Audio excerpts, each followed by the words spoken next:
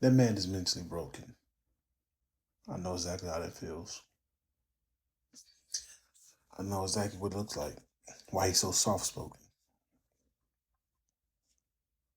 When you get into a marriage with a person and they chip away at you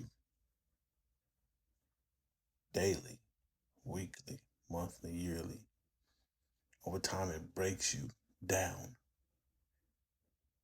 and it turns you into a shell of yourself.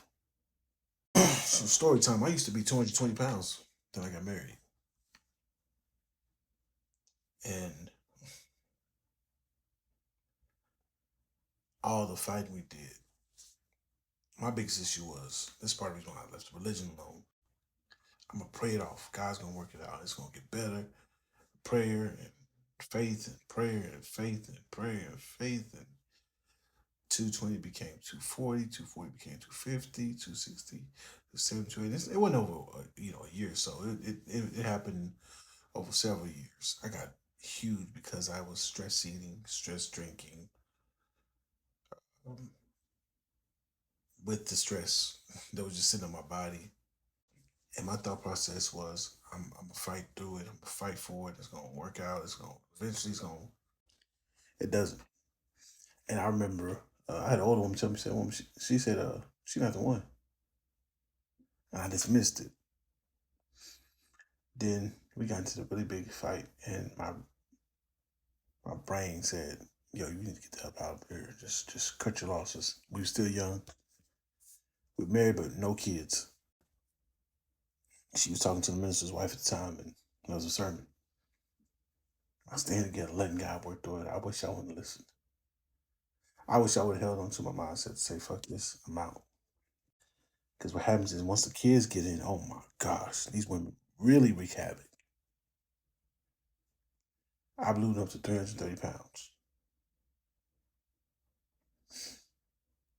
I'll try to find the picture. It's late. I'm not gonna find it tonight. But if you guys want to know and see what it looked like before I got married to when I got married, I'll find those pictures. 330 pounds.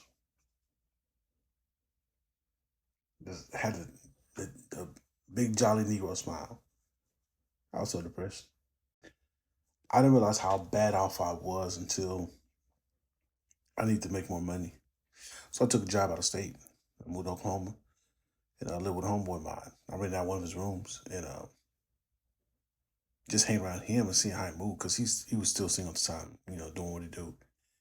And it wasn't the female aspect like getting the women, but it was just being in a state where you know where you're going. You don't have to tiptoe and speak softly because you don't want nobody coming in there arguing with you for hours on end. Like it was so bad that, and just to deal with the woman, the mother of my children, um, I would scrounge together as much money as I can to get some type of liquor. No cap, I literally would scrounge up enough just to get some Parmesan. And for everybody that drink, they know Parmesan is like nigga. What? You could afford some gym? No. I still got bills, but I know I got to deal with this woman. And I will admit, a lot of it is I didn't check a lot of behaviors in the beginning. Instead of if I wasn't going to leave, I should have checked a lot of behaviors. I can admit that it's not one side. It was just all hers. It was just nah. I didn't check a lot of behaviors in the beginning. Um, it's just man, it's a lot. It's a lot, man. Being married, getting married, and all that, man. Especially for a man, it's a lot. I know women say it's a lot for us. We lose our leg and all that, man. Y'all can take us to court in most states and have us up a barrel. We gotta leave the house to you. We gotta give up alimony. If you got 401k and pension, oh, that's a wrap. So, man, oh shit. We live in that trauma. That's a motherfucker. Young men, I'll say this in no certain terms. Put that woman through her paces before you decide to put a ring on her hand. And most definitely before you decide to put a baby in her stomach. Peace.